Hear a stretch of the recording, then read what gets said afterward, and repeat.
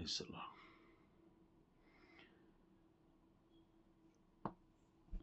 ಪ್ರಕಟಣೆ ಪುಸ್ತಕ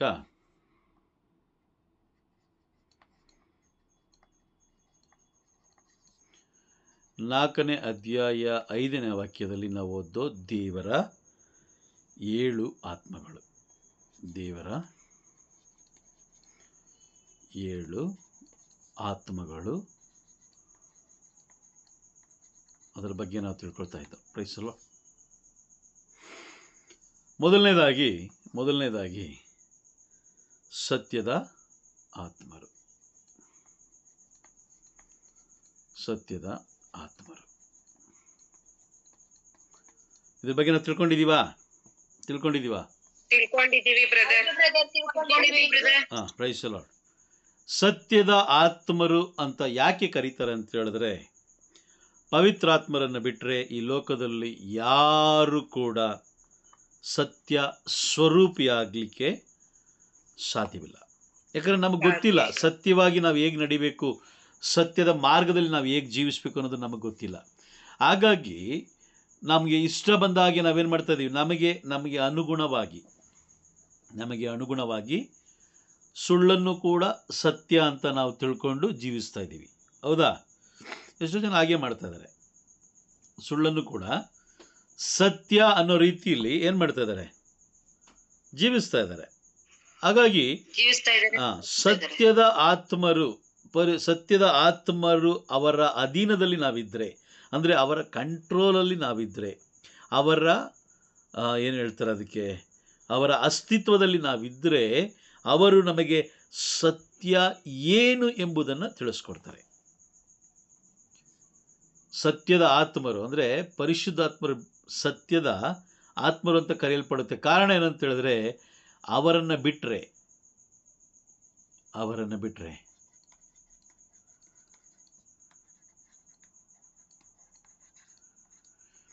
ಬೇರೆ ಯಾರನ್ನು ಕೂಡ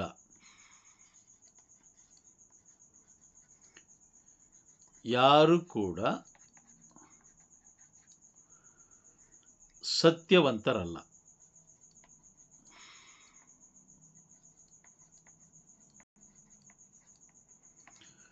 ಪ್ರೈಸ್ ದಿ ಲಾರ್ಡ್. ನೋಡಿ, ಎಲ್ಲಾದರೂ ಇಡೀ ಬೈಬಲಲ್ಲಿ ಸಂತರುಗಳು ಸತ್ಯವಂತರು ಅಂತ ಎಲ್ಲಾದ್ರೂ ಬರೆದಿದ್ಯಾ? ಇಲ್ಲ. ಮಾತೆ ಮರಿಯಮ್ಮನವರನ್ನು ಕೂಡ ನೋಡಿ, ಗಮನ ಕೊಟ್ಟು ಕೇಳಿಸ್ಕೊಳ್ಳಿ. ಮಾತೆ ಮರಿಯಮ್ಮನವರನ್ನು ಕೂಡ ಇವರು ಸತ್ಯವಂತರು ಅಂತ ಎಲ್ಲೂ ಹೇಳಿಲ್ಲ. ಕಾರಣ ಏನಂತಂದರೆ, ಮನುಷ್ಯರಾಗಿರುವ ಪ್ರತಿಯೊಬ್ಬರಲ್ಲೂ ಬಲಹೀನತೆ ಇದ್ದೇ ಇದೆ ಅಲ್ವಾ? ಹಾಗಾಗಿ ಸತ್ಯದ ಆತ್ಮರು, ದ ಸ್ಪಿರಿಟ್ ಆಫ್ ಟ್ರೂತ್, ಆ ಸತ್ಯವನ್ನು ತಿಳಿಸ್ಕೊಡ್ಲಿಕ್ಕೆ ನಾವು ವಾಕ್ಯ ಸ್ಪಷ್ಟವಾಗಿ ನಾವು ಓದ್ತೀವಿ. ಯೋಹಾನನು ಬರೆದ ಶುಭ ಸಂದೇಶ 16ನೇ ಅಧ್ಯಾಯ 13ನೇ ವಾಕ್ಯದಲ್ಲಿ ನಾವು ಸ್ಪಷ್ಟವಾಗಿ ಪ್ರಭು ಯೇಸು ಕ್ರಿಸ್ತರು ಹೇಳ್ತಾರೆ, ಪವಿತ್ರಾತ್ಮರು, ಸತ್ಯ ಸ್ವರೂಪಿಯಾದ ಪವಿತ್ರಾತ್ಮರು ನಿಮ್ಮ ಮೇಲೆ ಬಂದಾಗ ನಿಮ್ಮನ್ನು ಸಮಗ್ರ ಸತ್ಯದೆಡೆಗೆ ಕರೆದೊಯ್ಯುವರು. ಆಮೇನ್. ಬರ್ಕೊಳ್ಳಿ. ಯೋವಾನ 16ನೇ ಅಧ್ಯಾಯ 13ನೇ ವಾಕ್ಯ. ಇಲ್ಲೇನು ಹೇಳ್ತಾ ಇದ್ದಾರೆ? ಸಮಗ್ರ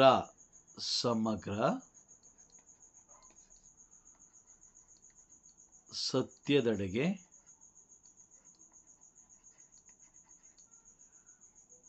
ಕರೆದೊಯ್ಯುವರು.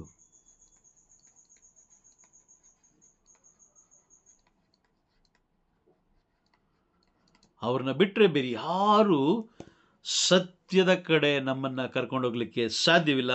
ಹಾಗಾಗಿ ಅವರನ್ನು ಸತ್ಯದ ಆತ್ಮರು ಅಂತ ಕರೆಯಲ್ಪಡುತ್ತೆ. ಆಮೇಲೆ ಶಾಂತಿ ಸಿಸ್ಟರ್, ಸಮಗ್ರ ಅಂದ್ರೇನು? ಸಮಗ್ರ ಎಲ್ಲ ರೀತಿಯ ಪ್ರತಿಯೊಂದು ಕ್ಷೇತ್ರದಲ್ಲೂ ನಮ್ಗೆ ಯಾವ್ದು ಸತ್ಯ ಅನ್ನೋದಿದೆ ಅದನ್ನ ತಿಳಿಸ್ಕೊಡ್ತಾರೆ. ಎಲ್ಲಾ ವಿಧದಲ್ಲೂ ಅಲ್ವಾ? ಎಲ್ಲ ವಿಧದಲ್ಲೂ ನೋಡಿ, ಏನಂತ ಹೇಳಿದ್ರೆ, ಈಗ ಕಾಣಿಕೆ ಕೊಡೋದ್ರಲ್ಲೂ, ಅಥವಾ ಬೇರೆಯವರಿಗೆ ಸಹಾಯ ಮಾಡೋದ್ರಲ್ಲೂ, ಅಥವಾ ಬೇರೆಯವರೊಂದಿಗೆ ಮಾತನಾಡೋದ್ರಲ್ಲೂ, ಎಲ್ಲ ಪ್ರತಿಯೊಂದು ವಿಷಯದಲ್ಲೂ ಸಮಗ್ರ ಅಂದರೆ ಅಲ್ಲಿ ಯಾವುದು ಬಿಟ್ಟಿರೋದಿಲ್ಲ. ಎಲ್ಲ ಪಿನ್ ಟು ಪಿನ್, ಪ್ರತಿಯೊಂದು ವಿಷಯದಲ್ಲೂ ಸಮಗ್ರ ಲೋಕ ಇಡೀ ಲೋಕದ ಒಂದೊಂದು ವಿಷಯದಲ್ಲೂ ಕೂಡ ಅವರು ಸತ್ಯವನ್ನು ನಮಗೆ ತಿಳಿಸ್ಕೊಡ್ತಾರೆ. ನಾವೇನು ಮಾಡ್ತೀವಿ? ದೇವಾಲಯದ ವಿಷಯದಲ್ಲಿ ಸತ್ಯವಾಗಿದ್ದೀವಾ? ಪ್ರಾರ್ಥನೆ ವಿಷಯದಲ್ಲಿ ಸತ್ಯವಾಗಿದ್ದೀವಾ? ಕಾಣಿಕೆ ಕೊಡೋ ವಿಷಯದಲ್ಲಿ ಸತ್ಯವಾಗಿದ್ದೀವಾ? ಪರರನ್ನು ಪ್ರೀತಿಸೋದ್ರಲ್ಲಿ ಸತ್ಯವಾಗಿದ್ದೀವಾ? ಪರರನ್ನು ಪ್ರೀತಿಸೋದಿರಲಿ, ಪ್ರಭು ದೇವರನ್ನು ಪ್ರೀತಿಸಲಿಕ್ಕೆ ನಾವು ಸತ್ಯವಾಗಿದ್ದೀವಾ? ಇಲ್ಲ, ಇಲ್ಲ, ಇಲ್ಲ ಬ್ರದರ್.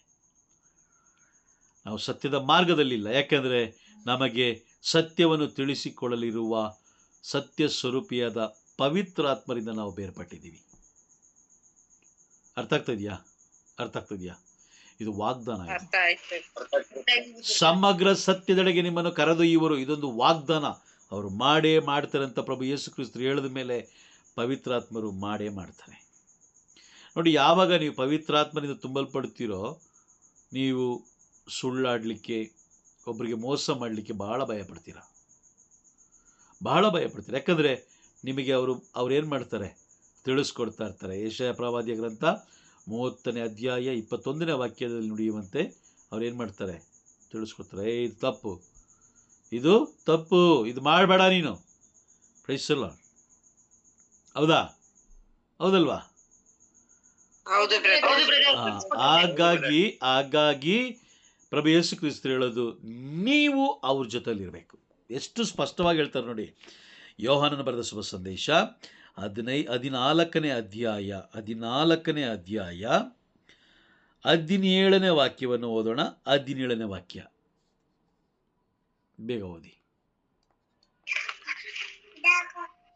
ಸತ್ಯ ಸ್ವರೂಪಿಯಾದ ಪವಿತ್ರಾತ್ಮರೇ, ಈ ಪೋಷಕ ಲೋಕವು ಇವರನ್ನು ಬರಮಾಡಿಕೊಳ್ಳದು. ಏಕೆಂದರೆ ಲೋಕ ಇವರನ್ನು ಕಾಣುವುದೂ ಇಲ್ಲ, ಅರಿತುಕೊಳ್ಳುವುದೂ ಇಲ್ಲ. ಆದರೆ ನೀವು ಇವರನ್ನು ಅರಿಯುವಿರಿ, ಕಾರಣ ಇವರು ನಿಮ್ಮೊಂದಿಗೂ ನಿಮ್ಮಲ್ಲಿಯೂ ನೆಲೆಸಿರುವರು. ನೋಡಿ, ಸ್ಪಷ್ಟವಾಗಿ ಹೇಳ್ತಾ ಇದೆ, ಲೋಕವು ಇವರನ್ನ ಬರಮಾಡಿಕೊಳ್ಳೋದಿಲ್ಲ. ಹೇಳ್ತಾ ಇದೆಯಾ? ಲೋಕವು ಇವರು ಬರ ಮಾಡ್ಕೊಳ್ಳೋದಿಲ್ಲ, ನೀವು ಬರ ಮಾಡ್ಕೊಳ್ತೀರಾ.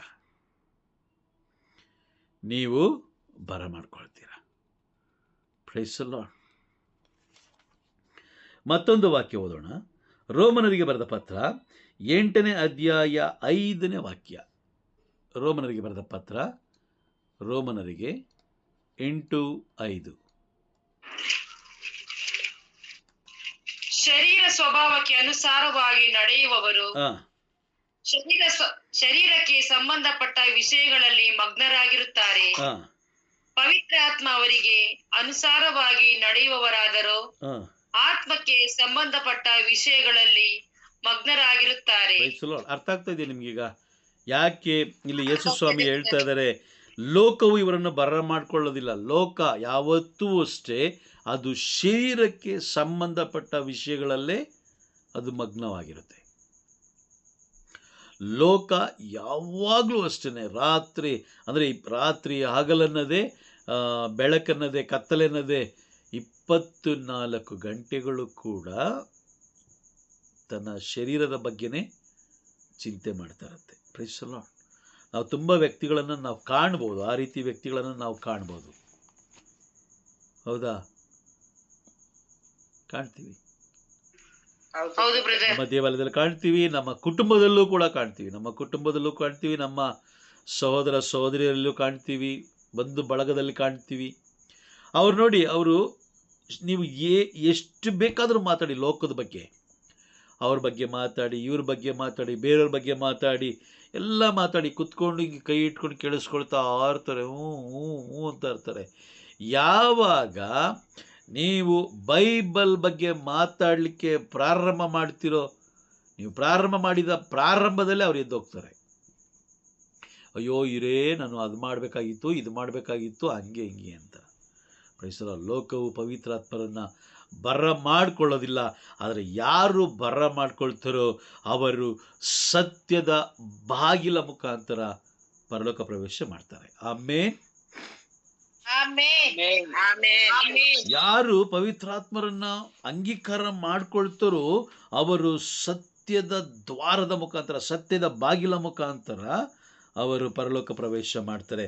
ಯಾಕೆ ಅಂತ ಹೇಳಿದ್ರೆ ಅದೇ ಅಧ್ಯಾಯ 14ನೇ ಅಧ್ಯಾಯ ವಾಕ್ಯ 6ರಲ್ಲಿ ಹೇಳ್ತಾರೆ, ಯೇಸು ಸ್ವಾಮಿ ಹೇಳ್ತಾರೆ, ಮಾರ್ಗವು ಸತ್ಯವು ಜೀವವು ನಾನೇ, ನನ್ನ ಮುಖಾಂತರ ಬಾರದ ಹೊರತು ಯಾರು ಪಿತನ ಬಳಿಗೆ ಬರಲಾರರು.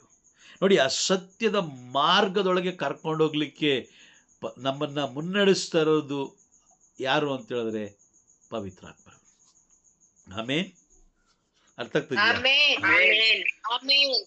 ಆ ಸತ್ಯದ ಬಾಗಿಲನ್ನ ತೆರೆದು ಅದರ ಒಳಗಡೆ ನಮ್ಮನ್ನ ಕರ್ಕೊಂಡು ಹೋಗೋದು ಅದು ಪವಿತ್ರಾತ್ಮರಿಂದ ಮಾತ್ರ ಸಾಧ್ಯ. ಲೋಕದ ಯಾವ ವ್ಯಕ್ತಿಗಳಿಂದಲೂ ಅದು ಸಾಧ್ಯವಿಲ್ಲ. ನೆನ್ನೆ ನಾನು ನಿಮಗೆ ತಿಳಿಸ್ಕೊಡ್ತಾ ಇದ್ದೆ, ಈ ಬೈಬಲಲ್ಲಿರುವ ವಾಕ್ಯಕ್ಕಿಂತ ದೊಡ್ಡವರು ಈ ಲೋಕದಲ್ಲಿ ಬೇರೆ ಯಾರೂ ಇಲ್ಲ. ಈ ಬೈಬಲಲ್ಲಿರುವ ಒಂದು ವಾಕ್ಯ, ಒಂದು ಸಣ್ಣ ಚುಕ್ಕಿ ಇದೆಯಲ್ಲ, ಆ ಚುಕ್ಕಿಗಿಂತ ದೊಡ್ಡವರು ನೀವು ಯಾರನ್ನೂ ಕಾಣಕ್ಕಾಗಲ್ಲ. ಅಥವಾ ನೀವೇ ಏನಾದರೂ ಮಹತ್ವ ಕೊಟ್ಟರೆ ಅದು ವಿಗ್ರಹಾರಾಧನೆ. ಅರ್ಥ ಆಗ್ತಿದ್ಯಾ?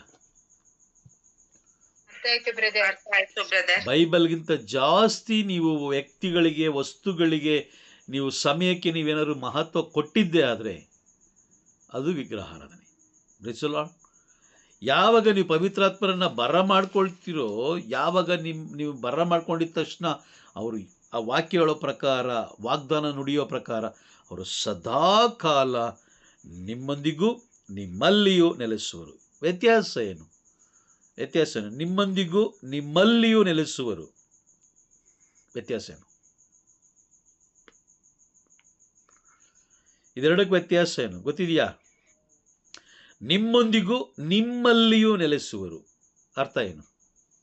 ಇಲ್ಲಿ ಎರಡು ಪದ ಇರ್ತಾರೆ ಬ್ರದರ್. ನಮ್ಮೊಂದಿಗೂ ನಮ್ಮಲ್ಲಿ ಯಾವಾಗ್ಲೂ ನಮ್ಮ ಹೃದಯದಲ್ಲೇ ದೇವರು ನೆಲೆಸಿರ್ತಾರೆ. ಯಾವಾಗ ದೇವರ ವಾಕ್ಯಗಳಿಗೆ ನಾವು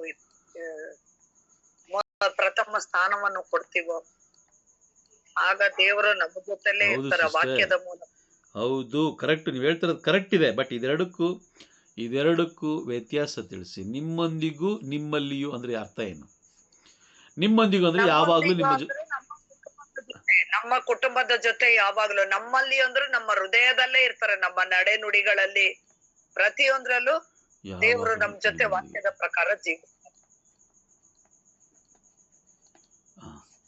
ಯಾವಾಗ್ಲೂ ನಿಮ್ಮೊಂದಿಗೆ ಇರುತ್ತಾರೆ.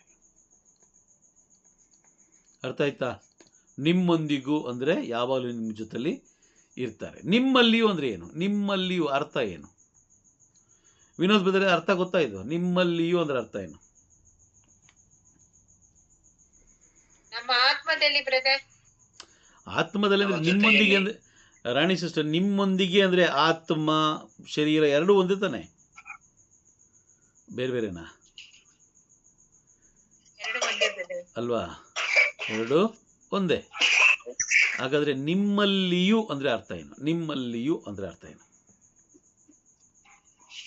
ನಮ್ಮ ಜೊತೆಯಲ್ಲಿಯೇ ಇರ್ತಾರೆ. ಅದೇ ಬ್ರದರ್, ಮೊದಲನೇ ಬಾರಿ ಹೇಳ್ತಾ ಇದೀವಲ್ಲ, ನಿಮ್ಮೊಂದಿಗೆ ಅಂತ ಹೇಳಿದ್ರೆ ನಿಮ್ಮ ಜೊತೆಲೇ ಇರ್ತಾರೆ, ಯಾವಾಗ್ಲೂ ನಿಮ್ಮ ಜೊತೆಲಿ ಇರ್ತಾರೆ. ಬಟ್ ನಾನು ಕೇಳ್ತಾ ಇರೋದೇನು, ಇದೆರಡಕ್ಕೂ ವ್ಯತ್ಯಾಸ. ನಿಮ್ಮೊಂದಿಗೂ ನಿಮ್ಮಲ್ಲಿಯೂ ಇರ್ತಾರೆ. ಅಲ್ಲಿ ವಾಕ್ಯ ಹಂಗೆ ಇದೆ ಅಲ್ವಾ? ಇವರು ನಿಮ್ಮೊಂದಿಗೂ ನಿಮ್ಮಲ್ಲಿಯೂ ಇರ್ತಾರೆ. ಎಸ್ ತಿಮ್ಮಯ್ಯ ಬ್ರದರ್ ಏನೋ ಹೇಳ್ತಾ ಇದ್ರಿ? ಪ್ರಭು ಯೇಸು ಕ್ರಿಸ್ತರು ಯಾವಾಗ್ಲೂ ನಮ್ಮೊಂದಿಗೆ ಇದ್ರೆ ಬ್ರದರ್, ದೇವರ ಜೀವವುಳ್ಳ ವಾಕ್ಯಗಳು ನಮ್ಮಲ್ಲಿರ್ತವೆ. ಪ್ರಭು ಯೇಸು ಕ್ರಿಸ್ತರೇ ಜೀವವುಳ್ಳ ವಾಕ್ಯಗಳು, ಜೀವವುಳ್ಳ ವಾಕ್ಯಗಳೇ ಪ್ರಭು ಯೇಸು ಕ್ರಿಸ್ತರು ಬ್ರದರ್. ಹೌದು. ನಿಮ್ಮೊಂದಿಗೂ ನಿಮ್ಮಲ್ಲಿಯೂ ವ್ಯತ್ಯಾಸ ನಾನು ಕೇಳ್ತಾ ಇರೋದು. ನಿಮ್ಮೊಂದಿಗೂ ನನ್ನಲ್ಲಿ. ಸಿಸ್ಟರ್, ಇಲ್ಲಿ ವಾಕ್ಯ ಏನಿದೆ ಸ್ವಲ್ಪ ಓದ್ತೀರಾ?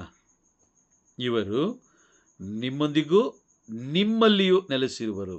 ಇಲ್ಲಿ ಎರಡು ಪದಗಳನ್ನು ಬಳಸಿದ್ದಾರೆ. ಅದಕ್ಕೊಂದು ಕಾರಣ ಇದೆ. ಅದು ಹೌದಾ ಇಲ್ಲ? ಅವ್ರು ಬಳಸಲಿಕ್ಕೆ ಒಂದು ಕಾರಣ ಇದೆ.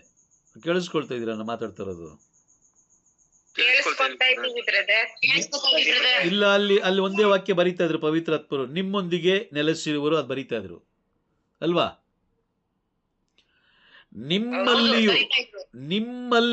ನಿಮ್ಮಲ್ಲಿಯೂ ಅವರು ನೆಲೆಸುವರು. ಅದರ ಅರ್ಥ ಏನು? ನಿಮ್ಮಲ್ಲಿಯೂ ಅನ್ನೋದಕ್ಕೆ ಅರ್ಥ ಏನು ಗೊತ್ತಾ ಯಾರಿಗಾದ್ರು? Praise the lord. ಗೊತ್ತಿಲ್ಲ ಬ್ರದರ್. ಓಕೆ, ಸರಿ, ಓಕೆ, ಫೈನ್. ತಿಳ್ಕೊಳ್ಳೋಣ. ಈಗ ನನಗೂ ಕೂಡ ಈಗ ತಾನೇ ಸರಿ. Price the lord. ನಿಮ್ಮಲ್ಲಿಯೂ ಅಂತ ಹೇಳಿದ್ರೆ, ನಿಮ್ಮೊಂದಿಗೂ ಅಂತ ಹೇಳಿದ್ರೆ ಯಾವಾಗಲೂ ನಿಮ್ಮ ಜೊತೆಲಿ ಇರ್ತಾರೆ, ಯಾವಾಗಲೂ ನಿಮ್ಮ ಜೊತೆಲಿ ಇರ್ತಾರೆ. Price the lord. ಓಕೆ, ಈಗ ನಿಮ್ಮಲ್ಲಿ ಅವ್ರು ಇರಬೇಕಾದ್ರೆ, ಈಗ ನಿಮ್ಮಲ್ಲಿ ಅವರಿದ್ದಾರೆ, ಇದು ನಿಮ್ಮಲ್ಲಿ ಇದ್ದಾರೆ, ಅವರು ಆಲ್ರೆಡಿ ಇದ್ದಾರೆ.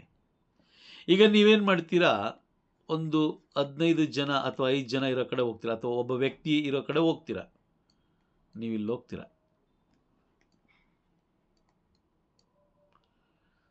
ಇಲ್ಲಿ ಹೋಗ್ತೀರಾ. ಇಲ್ಲೋದಾಗ ನೀವು ಈ ವ್ಯಕ್ತಿನ ಭೇಟಿ ಮಾಡ್ತೀರಾ. ಮಾತಿನ ಮುಖಾಂತರ ಇರ್ಬೋದು, ವಾಕ್ಯದ ಮುಖಾಂತರ ಇರ್ಬೋದು, ಅಥವಾ ಕೈ ಸ್ಪರ್ಶ ಮಾಡುವ ಮುಖಾಂತರ ಇರ್ಬೋದು. ನೀವು ಇವ್ರನ್ನ ಏನು ಮಾಡ್ತೀರಾ, ಸ್ಪರ್ಶಿಸ್ತೀರ.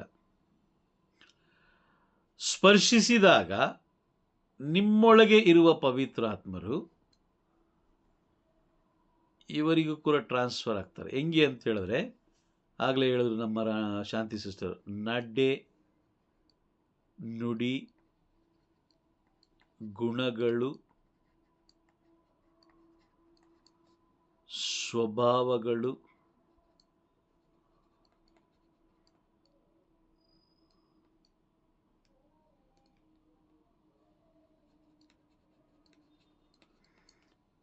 ಸಾಕ್ಷಿ.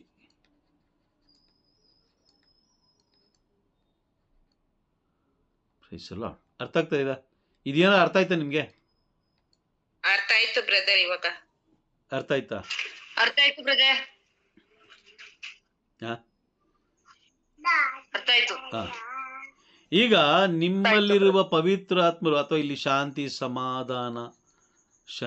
ಸಮಾಧಾನ ಅಥವಾ ಅವರ ಸತ್ಫಲಗಳು, ಪವಿತ್ರಾತ್ಮರು ನಿಮ್ಮೊಳಗೆ ಇದ್ದಾಗ ಸತ್ಫಲಗಳಂತೂ ಗ್ಯಾರಂಟಿ ಇರುತ್ತೆ, ಹೌದಾ? ಈಗ ನೀವು ಈ ವ್ಯಕ್ತಿಯ ಬಳಿಗೆ ಹೋಗ್ತೀರಾ, ಅಲ್ಲಿ ಹೋಗಿ ನೀವು ಮಾತಾಡ್ತೀರಾ, ಅಥವಾ ಅಲ್ಲಿ ನಡೆದುಕೊಳ್ಳುವ ರೀತಿನ ನೋಡಿ ಅವ್ರು ಹೇಳ್ತಾರೆ, ಈಗ ನಮ್ಮ ರೂತಳು ಹೇಳ್ತಾರಲ್ಲ ಆ ಥರ, ನಿಮ್ಮ ದೇವರೇ ನನ್ನ ದೇವರು. ಇಲ್ಲಿ ಬೆಂಕಿ ಹತ್ಕೊಳ್ತಾ? ಯಾಕೆ? ಅದಕ್ಕೆ ಮುಖ್ಯ ಕಾರಣ ಏನು? ಇದು ನಮ್ಮಲ್ಲಿ ಪವಿತ್ರಾತ್ಮರಿದ್ರು. ಪವಿತ್ರಾತ್ಮರ ಸತ್ಫಲಗಳು, ಪವಿತ್ರಾತ್ಮರ ಸತ್ಫಲಗಳು ಅಲ್ವಾ? ಸರಿ ಆಯಿತು. ಈ ವ್ಯಕ್ತಿಗೆ ಬೆಂಕಿ ಹತ್ಕೊಳ್ತು. ಈಗ ನೀವೇನು ಮಾಡಿರಿ, ಅಲ್ಲಿಂದ ಮುಂದುವರೆದು ಇಲ್ಲಿ ನೋಡಿದಾಗ ಒಂದು 4 ಜನ ಇದ್ದಾರೆ. ಇಲ್ಲಿ 4 ಜನ ಇದ್ದಾರೆ, 4 ಜನ ಇಲ್ಲಿ ಒಟ್ಟಿಗೆ ಇದ್ದಾರೆ. Praise the lord. ಈಗ ಇಲ್ಲಿ ನೀವು ಹೋಗ್ತೀರಾ, ಇಲ್ಲೋಗಿ ಇವ್ರನ್ನೂ ಕೂಡ 4 ಜನ ನೀವೇನು ಮಾಡ್ತೀರಾ, ಭೇಟಿ ಮಾಡ್ತೀರಾ, ಮಾತಾಡ್ತೀರಾ. ನಿಮ್ಮ ನಡೆ ನುಡಿ ಗುಣಗಳು ಸ್ವಭಾವಗಳು, ಅಥವಾ ನಿಮ್ಮ ಸಾಕ್ಷಿಯ ಜೀವನ, ನಿಮ್ಮಲ್ಲಿರುವಂಥ ಶಾಂತಿ ಸಮಾಧಾನ, ಪವಿತ್ರಾತ್ಮರ ಸತ್ಫಲಗಳನ್ನು ನೀವು ಇಲ್ಲಿ ಪ್ರಯೋಗಿಸಿದಾಗ, ಅಂದರೆ ಅಲ್ಲಿ ತೋರ್ಪಡಿಸಿದಾಗ, ಈ 4 ಜನರಲ್ಲಿ 2 ಬೆಂಕಿಗೆ ಆಹುತಿ ಆಗ್ತಾರೆ. ಬೆಂಕಿ ಅಂದರೆ ಯಾವ ಬೆಂಕಿಗೆ? ಪರಲೋಕದ ಬೆಂಕಿಗೆ ಅಲ್ವಾ? ದೇವರ ವಾಕ್ಯ ಎಂಬ ಬೆಂಕಿಗೆ. ದೇವರ ವಾಕ್ಯ ಎಂಬ ಬೆಂಕಿ, ಪರಲೋಕದ ಬೆಂಕಿಗೆ ಅಲ್ವಾ? Praise the lord. ಹೌದು. ಹಾಗಾದ್ರೆ ಈಗ ನಿಮ್ಮಲ್ಲಿಯೂ ಅನ್ನೋದಕ್ಕೆ ಅರ್ಥ ಏನು ಅಂತ ಹೇಳಿದ್ರೆ, ನಿಮ್ಮಲ್ಲಿ ಏನಿದೆ? ಪವಿತ್ರಾತ್ಮರ ಸತ್ಫಲಗಳು.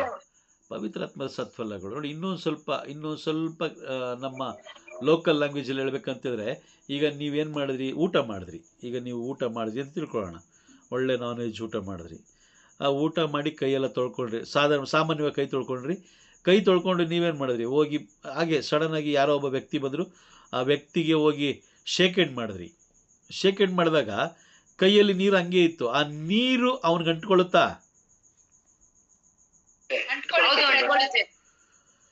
ಅದಾದ್ಮೇಲೆ ನೀವು ತಿಂದಂತಹ ಆ ಒಂದು ಆಹಾರದ ವಾಸನೆನೂ ಆ ಕೈಗೆ ಟ್ರಾನ್ಸ್ಫರ್ ಆಗುತ್ತಾ? ಶಾಂತಿ ಸಿಸ್ಟರ್, ಆಗುತ್ತಾ? ಏನೋ ಕೇಳಿಸಿಲ್ಲ ನೀವು ಹೇಳಿದ್ದು. ಆಗುತ್ತೆ. ಮರಿಯಾ ಮೋನಿಕಾ, ಕೇಳಿಸ್ತಾ ಇದೆಯಾ ನಾ ಮಾತಾಡ್ತಿರೋದು? Praise the lord. ಆಗುತ್ತೆ ನೋಡಿ. ನೀವು ಆ ಒಂದು ಕೈ ತೊಳೆದ ಕೈಯಲ್ಲಿ ಹೋಗ್ಬಿಟ್ಟು ಆ ವ್ಯಕ್ತಿನ ಶೇಕ್ ಹ್ಯಾಂಡ್ ಮಾಡಿದಾಗ ನಿಮ್ಮಲ್ಲಿರುವ ಕೈನ ನೀರು ಆ ವ್ಯಕ್ತಿಗೂ ಟಚ್ ಆಗುತ್ತೆ. ಅದಲ್ಲದೆ ನೀವು ತಿಂದ ಆಹಾರದ ಆ ಸುವಾಸನೆ ಕೂಡ ಆ ವ್ಯಕ್ತಿಗೆ ಏನಾಗುತ್ತೆ, ಆ ವ್ಯಕ್ತಿಯ ಕೈಗೆ ಟ್ರಾನ್ಸ್ಫರ್ ಆಗುತ್ತೆ. ಅದೇ ರೀತಿಯೇ ನಿಮ್ಮ ನಡೆ ನುಡಿಗಳು, ಗುಣಗಳು, ಸ್ವಭಾವಗಳು, ಸಾಕ್ಷಿ, ಸಮಾಧಾನ ಇವೆಲ್ಲವುಗಳು ಏನಾಗುತ್ತೆ ಅಲ್ಲಿ ವ್ಯಕ್ತಿಗಳ ಮುಖಾಂತರ ಟ್ರಾನ್ಸ್ಫರ್ ಆಗ್ತಾ ಹೋಗುತ್ತೆ. ಆ ಟ್ರಾನ್ಸ್ಫರ್ ಮಾಡೋದು ಯಾರು? ಪವಿತ್ರಾತ್ಮರು. ಆಮೇನ್. ಅದಕ್ಕೋಸ್ಕರನೇ ನಿಮ್ಮಲ್ಲಿಯೂ ಎಲ್ಲಿ ನಿಮ್ಮೊಂದಿಗೂ ನಿಮ್ಮಲ್ಲಿಯೂ ಪವಿತ್ರಾತ್ಮರು ಇರ್ತಾರೆ. ನಾನು ಹೇಳಿದ ಅರ್ಥ ಆಗ್ತದೆಯಾಗ ನಿಮ್ಗೆ? ಅರ್ಥ ಆಯ್ತು ಬ್ರದರ್. ಇವಾಗ ನೀವು ದೇವಾಲಯದಲ್ಲಿ ಹೋಗಿ ಕುಳಿತುಕೊಂಡು ಭಯ ಭಕ್ತಿಯಿಂದ ಕುಳಿತುಕೊಂಡು ಬಹಳ ಗೌರವದಿಂದ ನೀವು ದೇವರನ್ನು ಆರಾಧಿಸಿದ್ರೆ ನೋಡಿದವ್ರು ಏನು ಹೇಳ್ತಾರೆ? ಇವರು ಕ್ರೈಸ್ತರು ಅಂತಾರೆ. ಅಲ್ಲ, ಚರ್ಚಲ್ಲಿ ಆರಾಧನೆ ಮಾಡೋರೆಲ್ಲ ಕ್ರೈಸ್ತರೇ ಅಲ್ವಾ? ಹೌದು ಬ್ರದರ್. ಭಯ ಭಕ್ತಿಯಿಂದ ದೇವಸ್ಥಾನದಲ್ಲಿ ಕುತ್ಕೊಂಡಿದ್ರು, ದೇವ್ರ ಮುಂದೆ ಕುತ್ಕೊಂಡಿದ್ರು ಅಂತಾರೆ ಬ್ರದರ್. ಅಂತಾರೆ. ಕೆಲವು ಜನ ಏನಂತಾರೆ? ಓಹೋ ಸಂತರಾಗ್ಬಿಟ್ಟವ್ರೆ. ಕೆಲವು ಜನ ಬರ ಮಾಡ್ಕೊಳ್ತಾರೆ, ಕೆಲವು ಜನ ಬರ ಮಾಡ್ಕೊಳ್ಳೋದಿಲ್ಲ. ಅದೇ ವಾಕ್ಯಲ್ಲಿ ಹೇಳ್ತಿರೋದು. ಪವಿತ್ರಾತ್ಮರು ಅಪೋಷಕರು ನಿಮ್ಮ ಮೇಲೆ ಬಂದಾಗ ಲೋಕವು ಇವರನ್ನು ಬರ ಮಾಡಿಕೊಳ್ಳೋದಿಲ್ಲ. ಕೆಲವು ಜನ ಬರ ಮಾಡಿಕೊಳ್ಳೋದಿಲ್ಲ. ಕೆಲವು ಜನಕ್ಕೆ ನೀವು ಹಾಸ್ಯಾಸ್ಪದವಾಗಿ ಕಾಣ್ತೀರಾ. ನಗಲಿಕ್ಕೆ ನಗು ಪಾಟಲಿಗೆ ಕಾರಣಕರ್ತರಿಗೆ ಏನು ಸಂತರಾಗ್ಬಿಟ್ರು, ಅಯ್ಯೋ ಮೊನ್ನೆ ತಾನೇ ಕ್ಯಾಕರು ಸುಗೀತದ್ರು ಅವ್ರು ಯಾರೋ, ಚರ್ಚೆಗೆ ಬಂದಾಗ ನಾಟಕ ಆಡ್ತಾಳೆ ಹೇಳ್ತಾರಾ? ಇನ್ನು ಕೆಲವರು ಹೇಳ್ತಾರೆ, ಅವ್ರ ಮಕ್ಕಳಿಗೆ ನಿಮ್ಮನ್ನ ತೋರಿಸ್ತಾರೆ, ಅಲ್ಲಿ ನೋಡು ಆಂಟಿ ಎಷ್ಟು ಸಿಸ್ಟಮೆಟಿಕ್ ಆಗಿ ಕೂತ್ಕೊಂಡಿದ್ದಾರೆ, ತಲೆ ಮೇಲೆ ಬಟ್ಟೆ ಹಾಕೊಂಡು ಕೂತ್ಕೊಂಡಿದ್ದಾರೆ ನೋಡು, ದೇವರ ಮುಂದೆ ತಮ್ಮನ್ನೇ ತಗ್ಗಿಸ್ಕೊಂಡು ಕುಳಿತುಕೊಂಡಿದ್ದಾರೆ, ಆ ರೀತಿ ನೀನಿರಬೇಕು ಅಂತ ಹೇಳಿ ಹೆಣ್ಣು ಮಕ್ಕಳಿಗೆ ಕೆಲವು ಕುಟುಂಬಗಳಲ್ಲಿ ತೋರಿಸುವಂಥ ತಾಯಂದಿರನ್ನು ಕೂಡ ನಾವು ನೋಡಿದ್ದೀವಿ. ಹೌದಾ? ಅಲ್ಲಿ ನೋಡು, ತಲೆ ಮೇಲೆ ಬಟ್ಟೆ ಹಾಕೊಂಡಿದ್ದಾರೆ, ಎಷ್ಟು ಭಯಭಕ್ತಿ ಉಳ್ಳವರಾಗಿದ್ದಾರೆ ನೋಡು, ಪಾದರಕ್ಷೆಗಳನ್ನ ಹೊರಗಡೆ ಇಟ್ಟು ಬಂದಿದ್ದಾರೆ, ಆದರೆ ನೀನು ಹಾಕ್ಕೊಂಡು ಬಂದಿದೀಯಾ, ಇದು ಸರಿಯಲ್ಲ. ಆಂಟಿ ಥರ ನೀನಿರಬೇಕು. ಆಂಟಿ ನೋಡು ದೇವರಿಗೆ ಭಯ ಪಡ್ತಾ ಇದ್ದಾರೆ. ಹೌದಾ? ಹೇಳ್ತಾರೆ. ಈ ಸ್ವಭಾವಗಳು ಎಲ್ಲಿಂದ ಬಂದದು ಅಂತ ಹೇಳಿದ್ರೆ ಪವಿತ್ರ ಆತ್ಮರು ಆ ಸ್ವಭಾವಗಳನ್ನು ಅವರ ಕಣ್ಣಿಗೆ ಕಾಣುವಂತೆ ಮಾಡ್ತಾರೆ. ಹಾಗಾಗಿ ಯೇಸು ಸ್ವಾಮಿ ಏನು ಹೇಳಿದ್ರು? ಪವಿತ್ರಾತ್ಮರು ನಿಮ್ಮಲ್ಲಿಯೂ ನಿಮ್ಮೊಂದಿಗೂ ಸದಾಕಾಲ ಇರ್ತಾರೆ. ನಿಮ್ಮಲ್ಲಿಯೂ ಅಂತ ಹೇಳಿದ್ರೆ ನೀವು ಎಲ್ಲೆಲ್ಲಿ ಹೋಗ್ತಿರೋ ಅಲ್ಲೆಲ್ಲ ಬೆಂಕಿ ಹಚ್ಚೋ ಕೆಲಸ ಯಾರ್ದು? ಹೌದಲ್ವಾ? ನೋಡಿ, ಪ್ರೇಷಿತರ ಕಾರ್ಯಕಲಾಪಗಳು 2ನೇ ಅಧ್ಯಾಯ 1ನೇ ವಾಕ್ಯದಲ್ಲಿ ನೀವು ನೋಡ್ಬೇಕಾದ್ರೆ ಅಗ್ನಿ ಜ್ವಾಲೆಗಳ ಮುಖಾಂತರ ಎಲ್ಲ ಶಿಷ್ಯರ ಮೇಲೆ ಬಂದು ಇಳಿದ್ರು.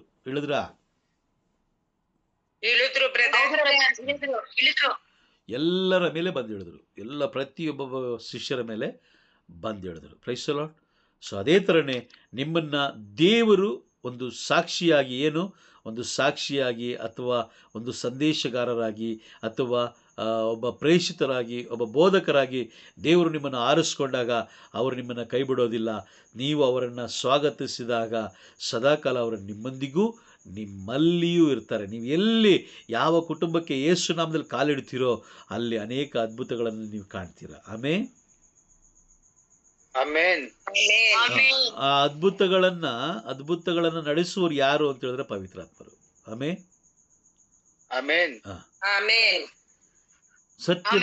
ಸತ್ಯದ ಬಗ್ಗೆ ತಿಳಿಸುವವರು, ಸತ್ಯದ ಮಾರ್ಗದಲ್ಲಿ ನಮ್ಮನ್ನು ಮುನ್ನಡೆಸುವವರು ಯಾರು ಅಂತ ಹೇಳಿದ್ರೆ ಪವಿತ್ರಾತ್ಮರು ಬಿಟ್ಟರೆ ಈ ಲೋಕದಲ್ಲಿ ಬೇರೆ ಯಾರಿಂದಲೂ ಸಾಧ್ಯವಿಲ್ಲ.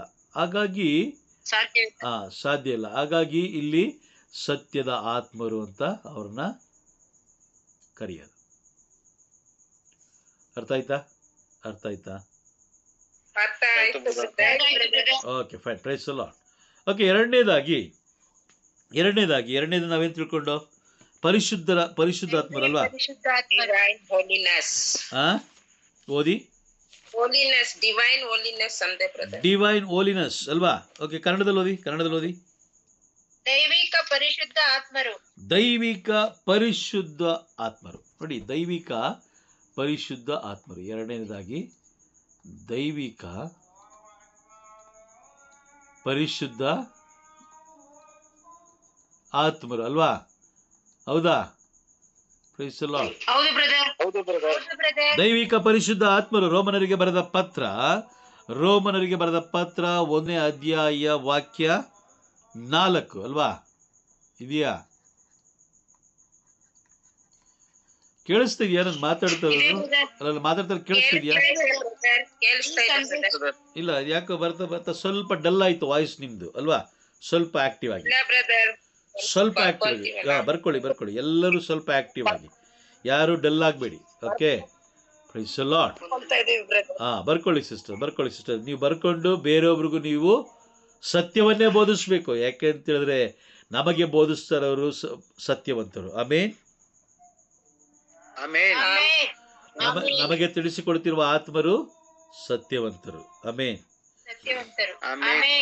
ನೋಡಿ, ಇಲ್ಲಿ ದೈವಿಕ ಪರಿಶುದ್ಧ ಆತ್ಮರು ಅಂತ ಇದೆ, ಅವರ ಹೆಸರಲ್ಲೇ ಇದೆ ಪರಿಶುದ್ಧಾತ್ಮರು.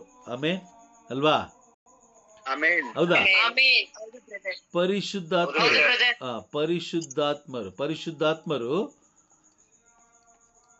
ಪರಿಶುದ್ಧಾತ್ಮರು ಇಲ್ಲದೆ ಹೋದ್ರೆ ನಾವು ದೇವರನ್ನ ಕಾಣಲಿಕ್ಕೆ ಸಾಧ್ಯವಿಲ್ಲ. ಯಾಕಂದ್ರೆ ಹೆಸರಲ್ಲೇ ಇದೆ ಪರಿಶುದ್ಧರು. ಇದೆಯಾ? ಈಗ ಪರಿಶುದ್ಧಾತ್ಮರು ನಿಮ್ಮ ಮೇಲೆ ಬಂದಾಗ ಅವರು ನಿಮ್ಮನ್ನು ಪರಿಶುದ್ಧವಾದ ಮಾರ್ಗದಲ್ಲಿ ನಡೆಸ್ತಾರ ಅಥವಾ ಪರಿಶುದ್ಧತೆ ಇಲ್ಲದೆ ಅಸಹ್ಯವಾದ ಮಾರ್ಗದಲ್ಲಿ ನಡೆಸ್ತಾರ? ಪರಿಶುದ್ಧವಾದ ಮಾರ್ಗದಲ್ಲಿ ಮಾತ್ರ ನಡೆಸ್ತಾರೆ. ಹೌದಾ? ಸತ್ಯದ ಆತ್ಮರು ಬಂದಾಗ ನಿಮಗೆ ಸತ್ಯದ ಮಾರ್ಗದಲ್ಲಿ ಸತ್ಯದ ಹಾದಿಯಲ್ಲಿ ನಡೆಸ್ತಾರೆ. ಯಾಕಂದ್ರೆ ನಮಗೆ ನಡೆಸಲಿಕ್ಕೆ ಒಬ್ಬರು ಬೇಕು. ಅದನ್ನೇ ಪ್ರಭು ಯೇಸು ಕ್ರಿಸ್ತರು ಇಲ್ಲಿ ಹೇಳಿದ್ದು, ನಾನು ನಿಮ್ಮನ್ನು ಅನಾಥರನ್ನಾಗಿ ಬಿಡೋದಿಲ್ಲ, ನಿಮ್ಮನ್ನು ಮುನ್ನಡೆಸುವುದಕ್ಕಾಗಿ. ನೋಡಿ, ಅಲ್ಲಿ ವಾಕ್ಯ ಸ್ಪಷ್ಟವಾಗಿದೆ. ನಾನು ನಿಮ್ಮನ್ನು ಅನಾಥರನ್ನಾಗಿ ಬಿಡೋದಿಲ್ಲ, ನಿಮ್ಮ ಬಳಿಗೆ ಪುನಃ ಬರುತ್ತೇನೆ, ನೀವು ನನ್ನನ್ನು ಕಾಣಲಾಗುವುದಿಲ್ಲ. ಅದಾದ್ಮೇಲೆ ಪವಿತ್ರಾತ್ಮರು ನಮ್ಮನ್ನು ಮುನ್ನಡೆಸ್ತಾರೆ ಅಂತ ಸ್ಪಷ್ಟವಾಗಿ ಹೇಳಿದಾರಾ? Price the lord. ಈಗ ಪರಿಶುದ್ಧಾತ್ಮರು ಅಂತ ಹೇಳಿದ ಮೇಲೆ ಅವರು ನಮ್ಮನ್ನ ಪರಿಶುದ್ಧವಾದ ಮಾರ್ಗದಲ್ಲಿ ಅವರು ನಮ್ಮನ್ನು ಮುನ್ನಡೆಸ್ತಾರೆ. ವಿಗ್ರಹಗಳ ಮುಂದೆ, ಸ್ವರೂಪಗಳ ಮುಂದೆ ನಮ್ಮನ್ನು ನಿಲ್ಲಲಿಕ್ಕೆ ಅವರು ಬಿಡೋದಿಲ್ಲ. ಆಮೇನ್. ಅರ್ಥ ಆಗ್ತಿದ್ಯಾ? ಈಗ ಪರಿಶುದ್ಧಾತ್ಮರು ನಮ್ಮ ಮೇಲೆ ಬಂದಾಗ ಅವರು ನಮ್ಮನ್ನು ಪರಿಶುದ್ಧವಾದ ಮಾರ್ಗದಲ್ಲೇ ಮುನ್ನಡೆಸ್ತಾರೆ. ನಮ್ಮ ಕುಟುಂಬ ಆಗಿರ್ಬೋದು, ದೇವಾಲಯ ಆಗಿರ್ಬೋದು, ಅಥವಾ ಸಭೆಗಳಾಗಿರ್ಬೋದು, ಅಥವಾ ಬೇರೆ ಯಾವುದೇ ಆಗಿರ್ಬೋದು. ಒಂದು ಗಾರ್ಡನಲ್ಲಿ ಕೂತ್ಕೊಂಡು ನೀವು ಪ್ರೇಯರ್ ಮಾಡ್ತಾ ಇರೋ 10 ಜನ ಸೇರಿ ಪ್ರಾರ್ಥನೆ ಮಾಡ್ತಾ ಇದ್ದೀರಾ ಅಂತ ಹೇಳಿದ್ರೆ ಅಲ್ಲಿ ಪರಿಶುದ್ಧತೆ ಇತ್ತು ಅಂತ ಹೇಳಿದ್ರೆ ಅವರು ಅಲ್ಲಿ ಇಳಿದು ಬಂದು ಕಾರ್ಯ ಮಾಡ್ತಾರೆ. ಸೀನಾ ಬೆಟ್ಟದಲ್ಲಿ ಅಲ್ವಾ? ಮೋಶೆ ಜೊತೆ ಮಾತಾಡಬೇಕಾದ್ರೆ ಪರಿಶುದ್ಧತೆ ಬಗ್ಗೆ ಮಾತಾಡ್ತಾರೆ. ಹೌದಾ? ಪರಿಶುದ್ಧತೆ ಬಗ್ಗೆ ಮಾತಾಡ್ತಾರೆ. ಅದಕ್ಕೋಸ್ಕರನೇ ನೀವು ಆಲಯಕ್ಕೆ ಹೋಗ್ಬೇಕಾದ್ರೆ ಬಹಳ ಪರಿಶುದ್ಧವಾಗಿ ಹೋಗಿ. 200 ರೂಪಾಯಿ 300 ರೂಪಾಯಿ ಚಪ್ಪಲಿಗೋಸ್ಕರ ಪರಿಶುದ್ಧತೆಯನ್ನು ಕಳ್ಕೊಳ್ಬೇಡಿ. ಯಾಕೆ ಅಂತ ಹೇಳಿದ್ರೆ ಪರಿಶುದ್ಧತೆ ಇಲ್ಲದೆ ನಾವು ದೇವರನ್ನು ಕಾಣಲು ಸಾಧ್ಯವಿಲ್ಲ ಅಲ್ವಾ? ಹೌದಾ? ಯಾಕೆಂತ ಪರಿಶುದ್ಧತೆ ಇದ್ರೆ ಮಾತ್ರ ಬಲಿಪೂಜೆಯ ಸಮಯದಲ್ಲಿ ದೇವರು ನಮ್ಮೊಂದಿಗೆ ಮಾತಾಡ್ತಾರೆ, ಇಲ್ಲಾಂದ್ರೆ ಮಾತಾಡಲ್ಲ. ಹೌದಾ? ಮೋಶೆಗೆ ಅದೇ ಹೇಳಿದ್ದು, ನೀನು ನಿಂತಿರುವ ಸ್ಥಳ ಬಹಳ ಪವಿತ್ರವಾಗಿದೆ, ಅದಕ್ಕೆ ನಿನ್ನ ಪಾದರಕ್ಷೆ ದೂರ ಇಡು ಹೇಳಿದ್ರು. ಈಗ ಪರವಾಗಿಲ್ಲ ಬಿಡು, ಏನು ತೊಂದರೆ ಏನಿಲ್ಲ, ಇದು ಹಳೆ ಒಡಂಬಡಿಕೆ, ಹೊಸ ಒಡಂಬಡಿಕೆಯಲ್ಲಿ ಯೇಸು ಸ್ವಾಮಿ ಬಂದಾಗ ಎಲ್ಲ ಬದಲು ಮಾಡ್ಬಿಟ್ರು ಅಂತ ಹೇಳಿದ್ರೆ ಆಗುತ್ತಾ?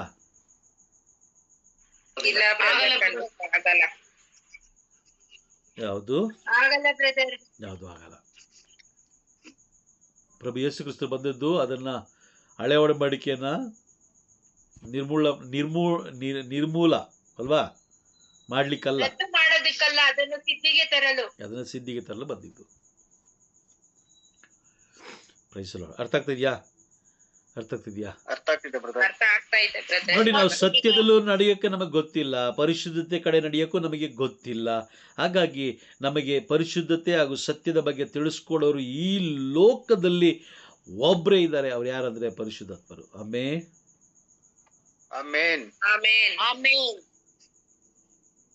ಪರಿಶುದ್ಧತೆ ಬಗ್ಗೆ ಅವರು ಸ್ಪಷ್ಟವಾಗಿ ತಿಳಿಸ್ಕೊಡ್ತಾರೆ. ಯಾವ ರೀತಿ ಹೋಗಬೇಕು, ಯಾವ ರೀತಿ ಬರಬೇಕು, ಏನು ಮಾಡಬೇಕು ಎಲ್ಲವನ್ನ ಅವರು ತಿಳಿಸ್ಕೊಡ್ತಾರೆ. ಆಮೇನ್. ಆಮೇನ್. ಆಮೆನ್. ಅರ್ಥ ಆಗ್ತದ್ಯಾ? ಅರ್ಥ ಆಗ್ತದ್ಯಾ? ಆಮೆನ್. ಅರ್ಥ ಆಯ್ತು ಬ್ರದರ್. ಯಾವಾಗ ನಾವು ಪವಿತ್ರಾತ್ಮರನ್ನ ದೂರ ಇಡ್ತೀವೋ ಆಗ ಪರಿಶುದ್ಧತೆಯನ್ನು ನಾವು ಕಳ್ಕೊಳ್ತೀವಿ. ಗೊತ್ತಿಲ್ಲ, ನಮಗೆ ಮಾರ್ಗ ಗೊತ್ತಿಲ್ಲ. ಕೆಲವು ಬಾರಿ ನಾವು ಸಿಟಿಲಿ ಹೋಗ್ತಾ ಇರ್ತೀವಿ ಅಂತ ತಿಳ್ಕೊಳ್ಳೋಣ, ಯಾರೋ ಒಬ್ಬರು ಬಂದು ಅಡ್ರೆಸ್ ಕೇಳ್ತಾರೆ. ಅಡ್ರೆಸ್ ಕೇಳ್ಬೇಕಾದ್ರೆ ನಾವು ಹೇಳ್ತೀವಿ, ನಾವು ಅದೇ ಮಾರ್ಗವಾಗಿ ಹೋಗ್ತಾ ಇರ್ತೀವಿ. ಆಗ ನಾವೇನು ಹೇಳ್ತೀವಿ? ನನ್ನನ್ನು ಫಾಲೋ ಮಾಡು ಹೇಳ್ತೀವ? ನಾನು ಅಲ್ಲಿಗೆ ಹೋಯ್ತಾ ಇದ್ದೀನಿ, ಬನ್ನಿ ತೋರಿಸ್ತೀವಿ ಅಂತ ಬ್ರದರ್. ನನ್ನನ್ನು ಹಿಂಬಾಲಿಸಿ ಅಂತ ಹೇಳ್ತೀವ? ಹೇಳ್ತೀವಿ ಬ್ರದರ್.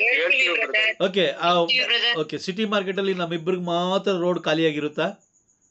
ಇಲ್ಲ ಅಲ್ವಾ?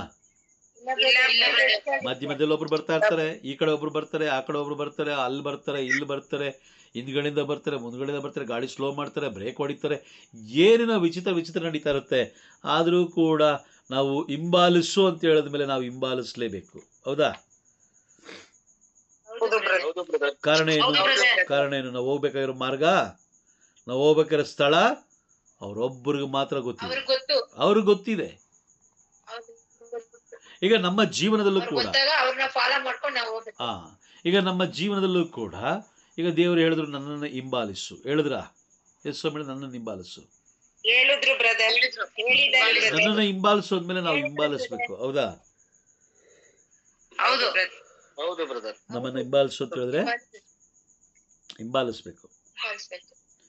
ಆ ಹಿಂಬಾಲಿಸಬಾರ್ದು ಅನ್ನೋ ಕಾರಣಕ್ಕೋಸ್ಕರ ಯಾವ ರೀತಿ ಸಿಟಿ ಒಳಗಡೆ ಗಾಡಿಗಳು ಅಡ್ಡದಿಡ್ಡಿಯಾಗಿ ಬಂದು ಆ ಒಂದು ಗಾಡಿಯನ್ನು ಬ್ಲಾಕ್ ಮಾಡಲಿಕ್ಕೆ ಪ್ರಯತ್ನ ಮಾಡುತ್ತೋ, ಇಲ್ಲೂ ಕೂಡ ಕಷ್ಟಗಳು, ದುಃಖಗಳು, ವೇದನೆಗಳು, ಅವಮಾನಗಳು ಅದೇ ರೀತಿಯೇ ಬರುತ್ತೆ. ನಾವು ದೇವರನ್ನ ಎದುರು ನೋಡ್ತಾ ಇರ್ತೀವಿ, ಯಾವುದೋ ಒಂದು ಕಷ್ಟ ಬರುತ್ತೆ, ಅದು ಯಾವುದೋ ಒಬ್ಬ ವ್ಯಕ್ತಿ ಬರ್ತಾನೆ, ಏನೋ ಒಂದು ಹೇಳ್ತಾನೆ, ಏನೋ ನಮ್ಮ ಮನಸ್ಸಿಗೆ ನೋವಾಗುವ ರೀತಿಯಲ್ಲಿ ಹೇಳ್ತಾನೆ. ಆಗ ನಾವೇನು ಮಾಡ್ತೀವಿ? ಕುಗ್ಗೋಗ್ತೀವಿ, ದೇವರನ್ನ ದೂಷಿಸ್ತೀವಿ. ಹೌದಾ?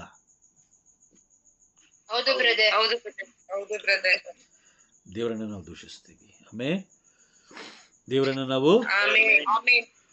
ಕರೆಕ್ಟ್ ತಾನೆ?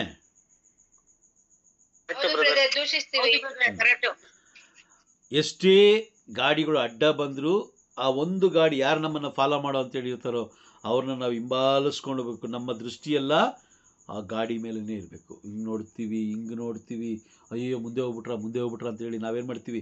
ಇಣುಕಿ ನೋಡ್ತೀವಿ, ಮೇಲೆ ಎದ್ದು ನೋಡ್ತೀವಿ, ಎಲ್ಲ ಮಾಡ್ತೀವಿ. ಕಾರಣ ಏನಂತ ಹೇಳಿದ್ರೆ ನಾವು ಹೋಗಬೇಕಾಗಿರುವ ಸ್ಥಳಕ್ಕೆ ಗೊತ್ತಿರುವ ಅಡ್ರೆಸ್ ಅವರೊಬ್ಬರಿಗೆ ಮಾತ್ರ. ಅದೇ ಥರನೇ ಪ್ರಭು ಯೇಸು ಕ್ರಿಸ್ತರು ನಮ್ಮನ್ನು ಕರೆದಿದ್ದಾರಾ? ಹೌದಾ? ಕರೆದವರಾ? ಅಯ್ಯೋ ದೇವ್ರೇ, ಕರೆದವರಾ? Very good. ಕರ್ದಿರೋದಕ್ಕೆ ಬ್ರದರ್ ನಾವು ಕುಂತಿದೀವಿ ವಾಕ್ಯಗಳನ್ನ ಕೇಳಲು ಬ್ರದರ್. ನಾವು ಓಕೆ, ವಾಕ್ಯ ಓದಿ. ಯೋಹಾನನ ಬರೆದ ಶುಭ ಸಂದೇಶ 12ನೇ ಅಧ್ಯಾಯ 26ನೇ ವಾಕ್ಯ. 12:26. ನಾನು ನಿಮಗೆ ಸತ್ಯವಾಗಿ ಹೇಳುತ್ತೇನೆ, 12:26. ನನ್ನ ಸೇವೆ ಮಾಡಬೇಕೆಂದಿರುವವನು ನನ್ನನ್ನು ಹಿಂಬಾಲಿಸಲಿ. ಆಗ ನಾನಿರುವಲ್ಲಿಯೇ ನನ್ನ ಸೇವಕನೂ ಇರುತ್ತಾನೆ. ನನ್ನ ಸೇವೆ ಮಾಡುವವನು ನನ್ನ ಪಿತನಿಂದ ಸನ್ಮಾನ ಹೊಂದುತ್ತಾನೆ ಎಂದರು. ನನ್ನ ಸೇವೆ ಮಾಡಬೇಕೆಂದಿರುವವನು ನನ್ನನ್ನು ಹಿಂಬಾಲಿಸಲಿ. ಎಷ್ಟು ಜನ ಈಗ ಹೋಗ್ಲಿಕ್ಕೆ ರೆಡಿಯಾಗಿದ್ದೀರಾ? ಎಷ್ಟು ಜನ ದೇವ್ರು ಕರೆದಾಗ ಹೋಗ್ಲಿಕ್ಕೆ ರೆಡಿಯಾಗಿದ್ದೀರಾ? ನೀವೆಲ್ಲ ಹೇಳಿದ್ರಿ ದೇವ್ರು ನನ್ನ ಕರೆದಿದ್ದಾರೆ ಅಂತ. ವಾಕ್ಯ ಏನು ಹೇಳ್ತದೆ? ನನ್ನ ಸೇವೆ ಮಾಡಬೇಕೆಂದಿರುವವನು ನನ್ನನ್ನು ಹಿಂಬಾಲಿಸಲಿ. ವಾಕ್ಯ ಅದೇನೆ.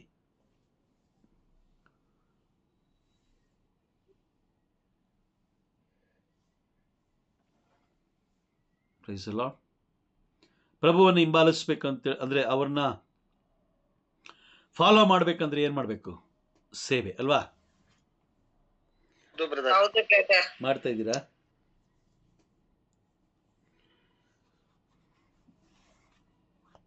ಇದ್ದೀರಾ? ದೇವ್ರು ನಿಮಗೆ 1 ಲಕ್ಷ ರೂಪಾಯಿ ಕೊಟ್ಟರೆ ನೀವು ಎಷ್ಟು ಕೊಡ್ತಾ ಇದ್ದೀರಾ ಬೇರೆಯವ್ರಿಗೆ? 1 ಲಕ್ಷ ಕೊಟ್ಬಿಡ್ತೀನಿ ಬ್ರದರ್, ಕೊಡ್ತೀರಾ? ಇಲ್ಲ ಬ್ರದರ್, ಇಲ್ಲ ಬ್ರದರ್, ಇಲ್ಲ ಇಲ್ಲ ಬ್ರದರ್. ಬ್ರದರ್. 1 ರೂಪಾಯಿ ಬೇರೆಯವ್ರಿಗೆ ಭಿಕ್ಷೆ, ನಾವು ಭಿಕ್ಷೆ ಕೇಳೋದು ಲಕ್ಷ, ಬೇರೆಯವ್ರಿಗೆ ಹಾಕೋದು 1 ರೂಪಾಯಿ. 1 ರೂಪಾಯಿ. ಹೌದಾ? ಹೌದು ಬ್ರದರ್. ದೇವರು 24 ಗಂಟೆಗಳ ಕಾಲ ದೇವರು ನಮಗೆ ಸಮಯ ಕೊಟ್ಟಿದ್ದಾರೆ, ಬದುಕಲಿಕ್ಕೆ ಅವಕಾಶ ಕೊಟ್ಟಿದ್ದಾರೆ. ದೇವರು ನಮಗೆ 24 ಗಂಟೆ ಬದುಕಲಿಕ್ಕೆ ಅವಕಾಶ ಕೊಟ್ಟ ಮೇಲೆ ನಾವು ಎಲ್ಲೋ ಯಾರೋ ಒಬ್ಬರಿಗೆ ಹೋಗ್ಬಿಟ್ಟು ಒಂದು ಹಾಯ್ ಹೇಳಿ, ಒಂದು ಬಾಯ್ ಹೇಳಿ, ಒಂದು ಸಣ್ಣ ಪ್ರಾರ್ಥನೆ ಮಾಡಿ ಬಂದ್ಬಿಟ್ಟು ಅಂತ ಹೇಳಿದ್ರೆ ಅದು ಸರಿ ಹೋಗುತ್ತಾ? ಲೆಕ್ಕ ಸರಿ ಹೋಗುತ್ತಾ? ಸರಿ ಹೋಗಲ್ಲ ಬ್ರದರ್. ಸರಿ ಹೋಗಲ್ಲ ಬ್ರದರ್. ಸರಿ ಹೋಗಲ್ಲ ಬ್ರದರ್, ಸರಿ ಹೋಗಲ್ಲ ಬ್ರದರ್. ಹಾಂ, ಸೇವೆ ಮಾಡುವವರು ಈಗ ಯಾಜಕರನ್ನ ದೇವರು ನಮಗೆ ಆರಿಸ್ಕೊಂಡಿದ್ದಾರೆ, ಮುನ್ನಡೆಸೋದಕ್ಕೋಸ್ಕರ ಧರ್ಮಸಭೆಯನ್ನು ಮುನ್ನಡೆಸೋಕ್ಕೋಸ್ಕರ ಆರಿಸ್ಕೊಂಡಿದ್ದಾರೆ. ನೀವು ಬಲಿ ಪೂಜೆಗೆ ಹೋಗ್ತೀರಾ, ಸುಂದರವಾಗಿ ಮೇಕಪ್ ಎಲ್ಲ ಮಾಡ್ಕೊಂಡು ಹೋಗ್ತೀರಾ, ರೆಡಿಯಾಗಿ ಹೋಗ್ತೀರಾ, ಎಲ್ಲ ಮಾಡ್ಕೊಂಡು ಹೋಗ್ತೀರಾ, ಲೋಕದ ವ್ಯಕ್ತಿಯಾಗಿ ಹೋಗ್ತೀರಾ. ಅಲ್ಲಿ ಹೋಗಿದ ತಕ್ಷಣ ಯಾಜಕರು ಹೇಳ್ತಾರೆ, ಪಿತನ ಸುತನ ಮತ್ತು ಪರಿಶುದ್ಧಾತ್ಮರ ನಾಮದಲ್ಲಿ ಆಮೇನ್, ದೇವರು ನಿಮ್ಮೆಲ್ಲರನ್ನು ಆಶೀರ್ವದಿಸಲಿ, ಹೋಗಿ ಬನ್ನಿ, ಬಲಿ ಪೂಜೆ ಮುಗಿಯಿತು ಅಂತೇಳಿ ಆಗುತ್ತಾ? ಆಗಲ್ಲ ಬ್ರದರ್, ಆಗಲ್ಲ ಬ್ರದರ್. ಅಲ್ವಾ? ಅವ್ರಿಗೆ ಕೊಟ್ಟ ಸೇವೆ ಅವ್ರು ಮಾಡಬೇಕು. ಕರೆಕ್ಟಾ? Correct brother. Correct brother. ನಿಮಗೆ 3 ಅಧಿಕಾರಗಳನ್ನು ಕೊಟ್ಟಿದ್ದಾರೆ. ನನಗೆ, ನಿಮಗೆ, ಲೋಕದಲ್ಲಿರೋ ಪ್ರತಿಯೊಬ್ಬರಿಗೆ 3 ಅಧಿಕಾರಗಳನ್ನು ಕೊಟ್ಟಿದ್ದಾರೆ. ಆ 3 ಅಧಿಕಾರಗಳನ್ನು ನಾವು ನಮ್ಮ ಸ್ವಂತ ತೋಳ್ಬಲದಿಂದ ಮಾಡಲಿಕ್ಕೆ ಸಾಧ್ಯವಿಲ್ಲ. ಅದನ್ನು ಸಾಧಿಸಬೇಕು ಅಂದರೆ ಪವಿತ್ರಾತ್ಮರಿದ್ದರೆ ಮಾತ್ರ ಸಾಧ್ಯ. ಎಷ್ಟು ಜನ ನಾವು ಮಾಡ್ತಾ ಇದ್ದೀವಿ? ಈಗ ನಾವು ಹೇಳ್ತೀವಿ, ನಾನು ಯೇಸು ಸ್ವಾಮಿ ನನ್ನನ್ನು ಕರೆದಿದ್ದಾರೆ, ನಾನು ಅಲ್ಲೋ ಕುಳಿತುಕೊಳ್ತೀನಿ ಅಂತ ಹೇಳ್ತೀವಿ. ಬಟ್ ಇಲ್ಲೊಂದು ಕಂಡೀಷನ್ ಹಾಕಿದ್ದಾರೆ, ನನ್ನ ಸೇವೆ ಮಾಡಬೇಕೆಂದಿರುವವನು ನನ್ನನ್ನು ಹಿಂಬಾಲಿಸಲಿ. ಅವ್ರನ್ನ ಹಿಂಬಾಲಿಸೋದು ಕಷ್ಟನಾ ಈಸಿನಾ? ಕಷ್ಟ ಬ್ರದರ್, ಕಷ್ಟ ಬ್ರದರ್, ತುಂಬಾ ಕಷ್ಟ ಇದೆ. ಪ್ರಭುವನ್ನ ಹಿಂಬಾಲಿಸೋದು ಕಷ್ಟನಾ ಈಸಿನಾ? ಬೇರೆಯವ್ರು ಹೇಳಿ ಬೇಗ. ಕಷ್ಟ ಬ್ರದರ್. ಕಷ್ಟ ಬ್ರದರ್, ಈಸಿ ಇಲ್ಲ. ಯಾಕೆ ಕಷ್ಟ? ಕಾರಣ ಏನು? ತನ್ನ ಶಿಲುಬೆಯನ್ನು ತಾನು ಹೊತ್ತುಕೊಂಡು ನಡೆಯಲಿ ಅಂತ ದೇವರು ಹೇಳಿದ್ದಾರೆ ಬ್ರದರ್. ಶಿಲುಬೆಗಳನ್ನ ನಾ ಜೀವನದಲ್ಲಿ ಬರುವ ಸಮಸ್ಯೆಗಳು, ಕಷ್ಟಗಳು, ಸೈತಾನ ಎಲ್ಲವನ್ನ ನಾವು ಅನುಸರಿಸ್ಕೊಂಡು ಪ್ರಭು ಯೇಸು ಕ್ರಿಸ್ತರನ್ನ ಹಿಂಬಾಲಿಸ್ಬೇಕು ಬ್ರದರ್. ಅದು ಹೆಂಗ್ ಸಾಧ್ಯ ಸಿಸ್ಟರ್? ಶಿಲುಬೆಗಳನ್ನು ಹೊತ್ಕೊಂಡು ನಾವು ಬ್ರದರ್, ಆ ಶಿಲುಬೆನೆ ಸಮಸ್ಯೆಗಳು, ಕಷ್ಟಗಳು, ಸಾವು ನೋವುಗಳು, ಶೋಧನೆಗಳು, ಪ್ರತಿಯೊಂದು ಅವು ಆ ರೂಪದಲ್ಲಿ ಇರ್ತವೆ ಬ್ರದರ್. ಅವನ್ನ ನಾವು ಮೊದಲು ನಾವು ಸಹಿಸ್ಕೊಂಡು ಅವುಗಳ ಮಧ್ಯೆ ನಾವು ದೇವರನ್ನ ಹುಡ್ಕೊಂಡು ಹೋಗ್ಬೇಕು, ಸೇವೆ ಹೌದು ಮಾಡ್ಕೊಂಡು. ಸಿಸ್ಟರ್, ನೀವು ಹೇಳಿದ್ದು ಕರೆಕ್ಟ್ ಇದೆ, ಇಲ್ಲ ಅಂತ ನಾನು ಹೇಳ್ತಾ ಇಲ್ಲ. ಸಮಸ್ಯೆಗಳ ಮಧ್ಯದಲ್ಲಿ ನಾವು ಜೀವಿಸ್ಬೇಕು ಅಂತ ನಿಜ, ಅದು ಇಲ್ಲ ಅಂತ ನಾನು ಹೇಳ್ತಾ ಇಲ್ಲ. ಶಿಲುಬೆನ ಹೊರಲಿಕ್ಕೆ ಹೇಗೆ ಸಾಧ್ಯ? ಇವರೊಬ್ಬರು ಇಲ್ಲ ಅಂತ ಹೇಳಿದ್ರೆ ನಾವು ಎಡಕ್ಕೂ ಬಲಕ್ಕೂ ಹೋಗಕ್ಕಾಗಲ್ಲ. ಯಾರವರು?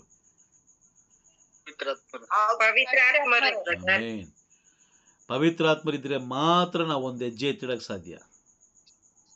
ಹೌದು ಬ್ರದರ್. ಪವಿತ್ರಾತ್ಮರು ಇಲ್ಲದೆ ಹೋದ್ರೆ ಒಂದು ಹೆಜ್ಜೆ ಕೂಡ ಎತ್ತಿಡ್ಲಿಕ್ಕೆ ಸಾಧ್ಯ ಇಲ್ಲ.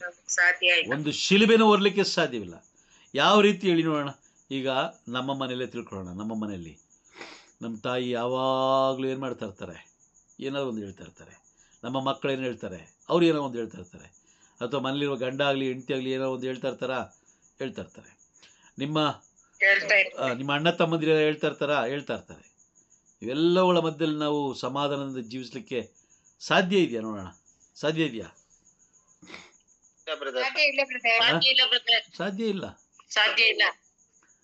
ಸಾಧ್ಯ ಇಲ್ಲವೇ ಇಲ್ಲ.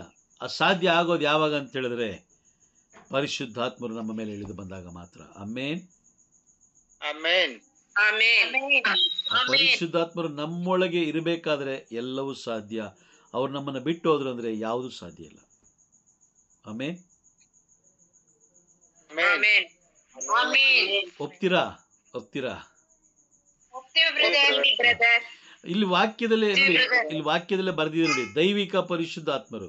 ದೈವಿಕ ಪರಿಶುದ್ಧವಾಗಿರುವಂಥ ಆತ್ಮರು ನಮ್ಮೊಳಗೆ ಬಂದಾಗ ಅವರು ನಮ್ಮನ್ನು ದೈವಿಕವಾಗಿ ಪರಿಶುದ್ಧತೆ ಕಡೆ ನಮ್ಮನ್ನು ಕರ್ಕೊಂಡು ಹೋಗ್ತಾರೆ ಹೊರತು ದೈವಿಕ ಪರಿಶುದ್ಧತೆ ಇಲ್ಲದ ಕಡೆ ನಮ್ಮನ್ನು ಕರ್ಕೊಂಡು ಹೋಗೋದಿಲ್ಲ. ಉದಾಹರಣೆಗೆ ಲೋಕದ ಪ್ರಾರ್ಥನೆಗೂ ಈಗ ನೀವು ಕೇಳಿಸಿಕೊಳ್ಳುತ್ತಿರುವ ಅಥವಾ ನೀವು ವೈಯಕ್ತಿಕವಾಗಿ ಮಾಡುವ ಪ್ರಾರ್ಥನೆಗೂ ವ್ಯತ್ಯಾಸ ಇದೆಯಾ? ಅಜಗಜಾಂತರ ವ್ಯತ್ಯಾಸ ಇದೆ ಅಲ್ವಾ? ಅಜಗಜಾಂತರ ವ್ಯತ್ಯಾಸ ಇದೆ.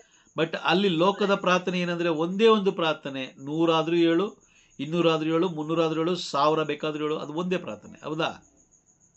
ಒಂದೇ ಪ್ರಾರ್ಥನೆ. ಆದ್ರೆ ಪವಿತ್ರಾತ್ಮರು ನಡೆಸುವಂತ ಪ್ರಾರ್ಥನೆ, ಮಾಡಿಸುವಂತ ಪ್ರಾರ್ಥನೆ ಆ ರೀತಿಯಲ್ಲ. ಅವರ ಪ್ರಾರ್ಥನೆ ಆ ಸಮಯಕ್ಕೆ ಏನ್ ಬೇಕು ಅದನ್ನ ಅವರು ನಮಗೋಸ್ಕರ ದೇವರಲ್ಲಿ ಭಿನ್ನಯಿಸ್ತಾರೆ. Price the lord. ಅರ್ಥ ಆಗ್ತದ್ಯಾ? ಅರ್ಥ ಆಗ್ತದ್ಯಾ? ಓಕೆ, ಇವತ್ತಿನ ಕ್ಲಾಸ್ ಎಷ್ಟು ಜನಕ್ಕೆ ಅರ್ಥ ಆಯ್ತು? ಅರ್ಥ ಆಯ್ತಾ? Praise the lord, praise the lord. ಹಾಗಾದ್ರೆ ನಾವು ಕ್ಲಾಸ್ ಮುಗಿಸೋಣ. Price the lord. ಕ್ಲಾಸ್ ನಾವು ಮುಗಿಸೋಣ.